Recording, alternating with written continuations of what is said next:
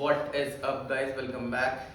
आज की वीडियो में आपको मैं एक्सप्लेन करूंगा 5 ऐसी टिप्स जिन्होंने मेरे को हेल्प करी मेरी करंट फिजिक बिल्ड करने में। और ये मैं वर्कआउट करते करते आपको बताऊंगा। अभी मैं जिम जा रहा हूँ। आज है मेरा बैक और बाइसेप फुल वर्कआउट है। वर्कआउट करते करते मैं सारी टिप्स आपको एक्सप्लेन करने वाला हूँ। एज मैं बल्क कर रहा हूँ तो डेफिनेशन थोड़ी सी कम हुई है क्योंकि बॉडी फैट बढ़ा है। जब मैंने अपना बल्क स्टार्ट करा था 7-8 हफ्ते पहले तो मेरा बॉडी वेट था 64 किलोज। अब मेरा बॉडी वेट है 68 किलोज। 4 किलो गेन हुआ है। थोड़ा सा बॉडी फैट भी आया है, ज़्यादा नहीं आया, थोड़ा बहुत आया है। डेफिनेशन कम हुई है पर मेरे को स्ट्रॉन्ग फील हो रहा है जिम में और बहुत अच्छे से वेट उठा पा रहा हूँ मैं। ये थी एक छोटी सी अपडेट। अब मिलते हैं सीधा जिम में पुल वर्कआउट के लिए।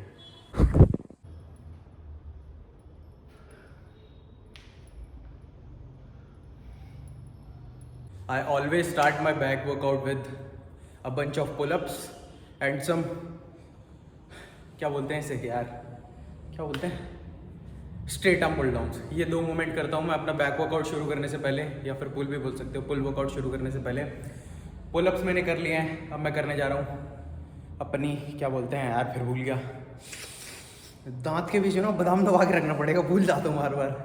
क्या है यार, क्या था, स्ट्रेट आर्म पुल डाउन्स।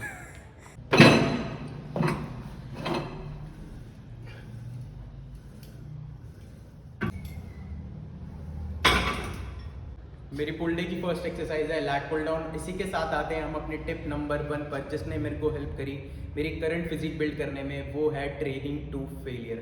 अब ये हर वर्कआउट वीडियो में मैं बोल तो देता हूँ कि train to failure, train to failure. अब ये ट्रेन टू फेलियर है क्या?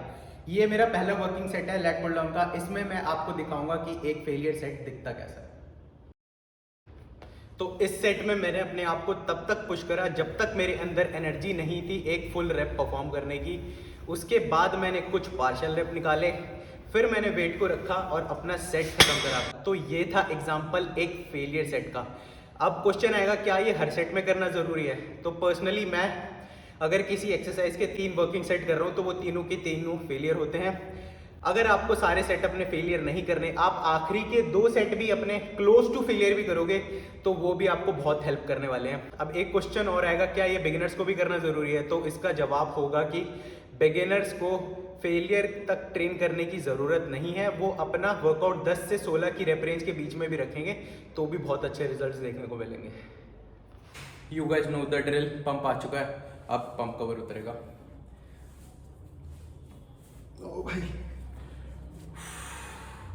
बिना पंखे और एसी के ट्रेन कर रहा हूँ। इतनी गर्मी लग रही है ना। अगर पंखा और एसी वगैरह चलते ना तो वीडियो में बहुत आवाज़ आती है।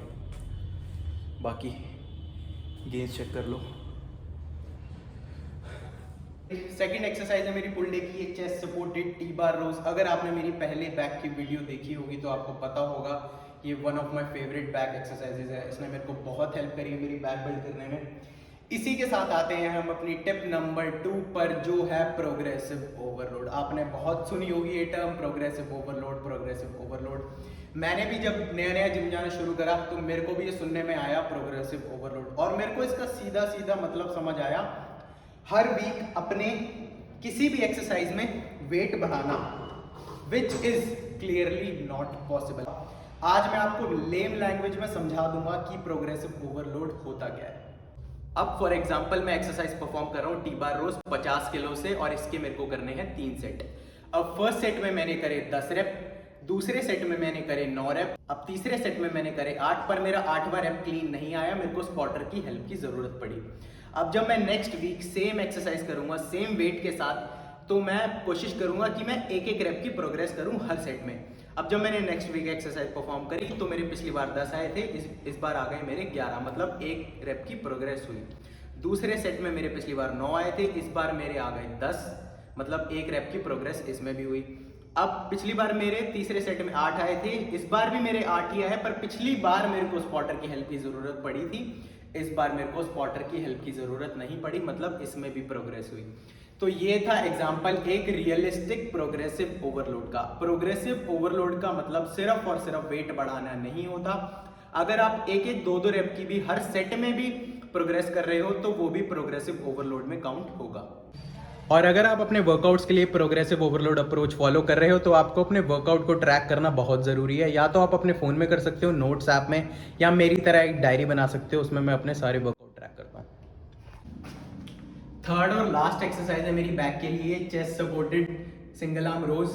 आप मेरे को ये भी करते हुए आपने पहले वीडियोस में देखा होगा। इससे पहले जो मैंने करी टी बार वो भी आपने करते हुए देखा होगा। उससे पहले मैंने करी लैट पुल डाउन, वो भी आपने मेरे को करते हुए देखा होगा। मैं अपने वर्कआउट इतनी जल्दी चेंज नहीं करता जब तक मेरी उनके अंदर प्रोग्रेस हो रही है। अब इसी के साथ आते हैं हम अपनी टिप नंबर 3 पर, जो है not changing my workout program too often. अब कुछ लोग ये बहुत ज़्यादा बड़ी गलती करते हैं कि अपने वर्कआउट प्रोग्राम बार बार चेंज करते रहते हैं। इस week push pull leg, next week कुछ और, उससे नेक्स्ट वीक कुछ और। या तो पूरा का पूरा वर्कआउट प्रोग्राम चेंज कर देंगे, या वो उस प्रोग्राम के अंदर की एक्सरसाइजेस चेंज कर देंगे, जो कि बहुत गलत है। अगर आपकी किसी स्पेसिफिक एक्सरसाइज में प्रोग्रेस रुक गई है, ना आप उसमें वेट बढ़ा पा रहे हो, ना आप उसमें रेप्स बढ़ा पा रहे हो, तो आप उस स्पेसिफिक एक्सरसाइज को किसी और के साथ स्विच कर दो। पूरा वर्कआउट प्रोग्राम चेंज करने की जरूरत नहीं है आपको। अगर आप अपना बार बार वर्कआउट प्रोग्राम या एक्सरसाइजेस चेंज करते रहोगे तो आप प्रोग्रेस ट्रैक कैसे करोगे? और प्रोग्रेस ट्रैक नहीं करोगे तो प्रोग्रेसिव ओवरलोड कैसे होगा? और प्रोग्रेसिव ओवरलोड नहीं करोगे तो हाइपरट्रॉफी कैसे होगी, मसल बिल्डिंग कैसे होगी?